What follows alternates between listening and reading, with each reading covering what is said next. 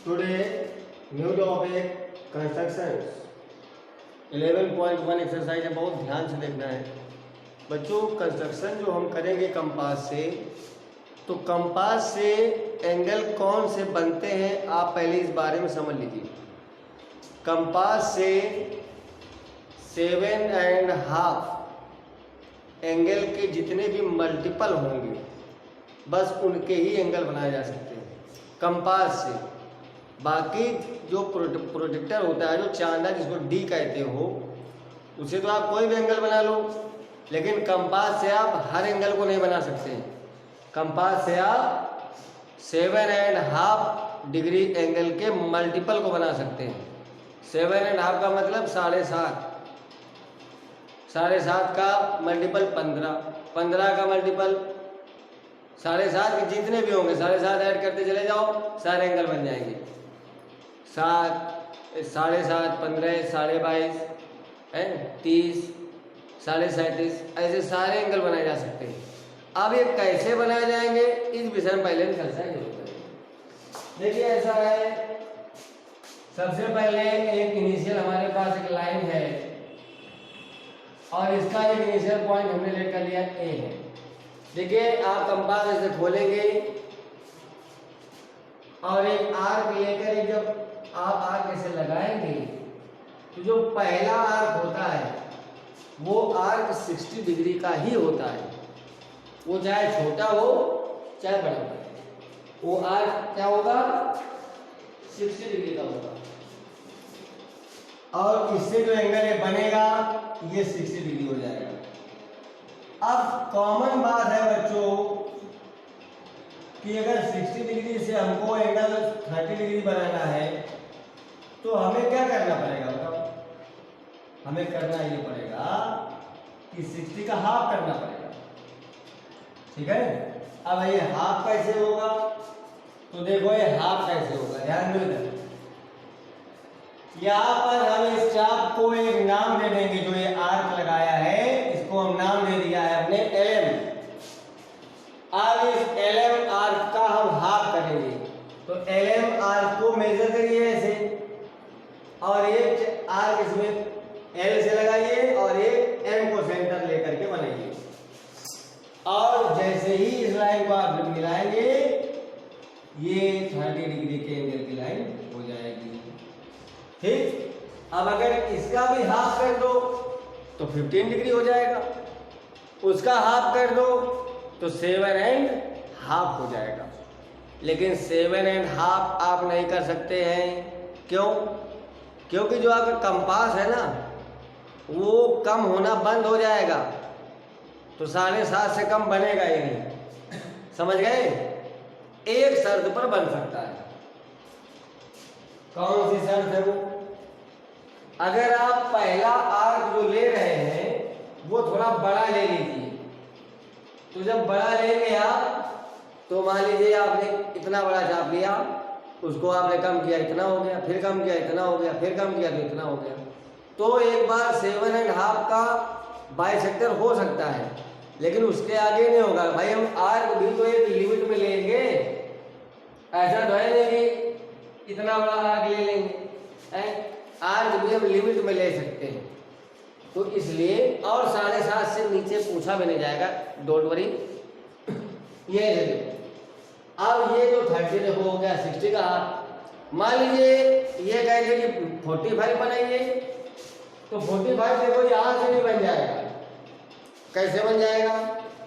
अगर 30 डिग्री में 15 degree add कर दो तो क्या बन जाएगा 45। और 15 डिग्री कैसे आएगा? 30 डिग्री ये है, 30 ये भी है, इसका हाफ कर दो बस। यहाँ इसका हाफ ऐसे कर दीजिए, ऐसे जब आप इसका हाफ करोगे बेटा ऐसे, ये अब आप जब इसे मिलाएंगे तो यहां से जो एंगल मेजर होगा वो एंगल 45 डिग्री ही होगा। लेकिन कुछ महापुरुष इसको ऐसे नहीं बताते, कुछ महापुरुष इसको देखो बेटा कैसे बताते हैं, ऐसे ऐसे बताते हैं। P को इनिशियल पॉइंट लेट कर लीजिए और यहाँ पर 90 डिग्री का एंगल बनाइए। 90 कैसे बनता है ध्यान से समझो। सबसे पहले आर्क लगाया है जो, उसमें 60 का आर्क लगाया और फिर एक 60 लगाया। अब देखो यहाँ से यहाँ से तो 60 हो गया है, अब आगे 30 और लेना पड़ेगा। तो ये 60 जो बन गया इसका हाफ कर दीजिए। कैसे? ऐसे। अगर इसका हाफ करोगे तो 60 ये हो गया और 60 का हाफ 30 और आ गया। तो 60 में जब 30 ऐड करोगे तो कितना हो जाएगा? 90 डिग्री हो जाएगा। तो आप 90 डिग्री को ऐसे बना लेंगे, ठीक है। अब 90 का अगर हाफ करना है तो क्या करोगे? इस पूरे 90 डिग्री के आर्क को मेजर करिए और आर्क लगा दीजिए। अब जो ये आर्क बनेगा ये 90 का हाफ हो जाएगा, यानी ये 45 डिग्री हो जाएगा। ये देखिए 30 डिग्री के एंगल से भी ये बनाया जा सकता है और 90 से भी बन गया। ये सिंपल हो जाता है अगर 90 से बन रहा है। 30 डिग्री वाले में भी सिंपल ही है, वो खैर वो टफ नहीं है क्योंकि 60 का तो आर्क आप लगाओगे ही लगाओगे। तो 30 और 15 हो जाता है तो 45 हो जाएगा, ठीक है। अच्छा अब आप देखिए क्वेश्चन नंबर 5 लिखा है construct an angle of 90 degree at the initial point on a given रे, ये देखिए, एंड जस्टिफाई द कंस्ट्रक्शन। यही है बेटा, ये वाला 90 डिग्री का एंगल बनाना है, ठीक। ये पहला क्वेश्चन है और इनिशियल पॉइंट इसका हो गया P और इसी पॉइंट से 90 डिग्री का एंगल बन गया है। अब जस्टिफाई करना था ना हमको, तो आप कैसे क्या करोगे? इसको डाल दो कुछ, मान लो ये O है, ये है P, तो इससे इसको मिला दो, ऐसे इसको मिला दो, ठीक है। ध्यान देना बेटा। तो अब आप जब मेजर करोगे तो OP इक्वल टू हो जाएगा PQ इक्वल टू हो जाएगा OQ, ये तीनों साइड इक्वल हो जाएगी। तो triangle QOP is an equilateral triangle, क्या हो जाएगा? इक्विलेटरल ट्राइंगल हो जाएगा। जब ये इक्विलेटरल ट्राइंगल हो जाएगा तो ये 60 डिग्री हो जाएगा, ये भी 60 हो जाएगा, ये भी 60 हो जाएगा, ठीक हो जाएगा। ऐसे ही आप अब देखिए यहाँ पर बना देते हैं।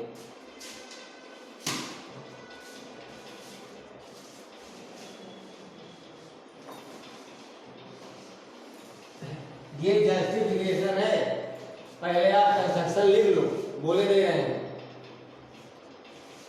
कंस्ट्रक्शन में जो पहले किया है वही आपको लिखना है, ठीक है। मान लो ये OA है, सपोज दैट ये OA है क्योंकि क्यों हमने ले लिया है। Draw a line OA, draw a line कह दो या रे कह दो, ड्रॉ अ रे OA। सेकेंड पार्ट में लिखोगे with its initial point O as center and any radius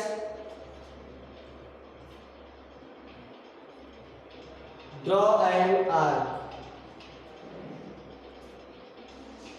draw an arc, कौन सा? C D E, draw an arc CDE, cutting OA at C। Third number with center C and same radius draw an arc cutting the arc CDE at D। Fourth में लिखेंगे with D as center and the same radius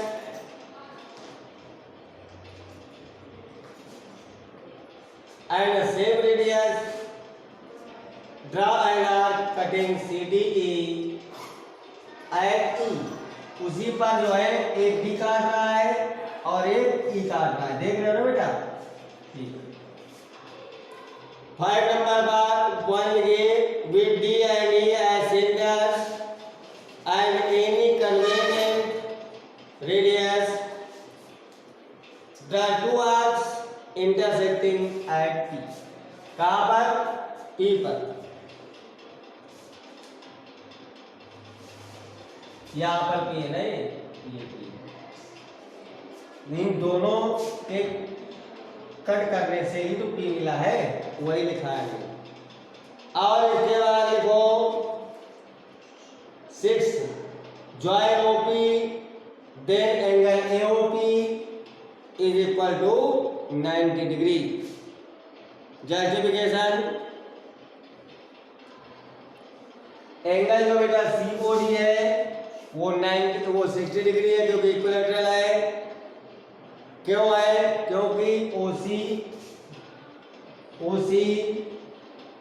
OD और CD क्या है? Equilateral triangle है। ठीक है, तो angle जो AOP होगा जस्टिफिकेशन में है बेटा ये।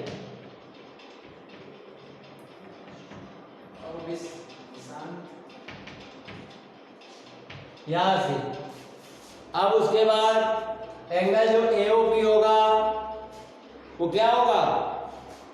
Is equal to angle COD AOP equal to angle COD plus angle DOP। देखो DOP ये एंगल, ठीक है, और COD ये एंगल जोड़ोगे तो क्या होगा? एंगल AOP होगा। COD है 60 डिग्री, DOP है 90 डिग्री आ जाएगा।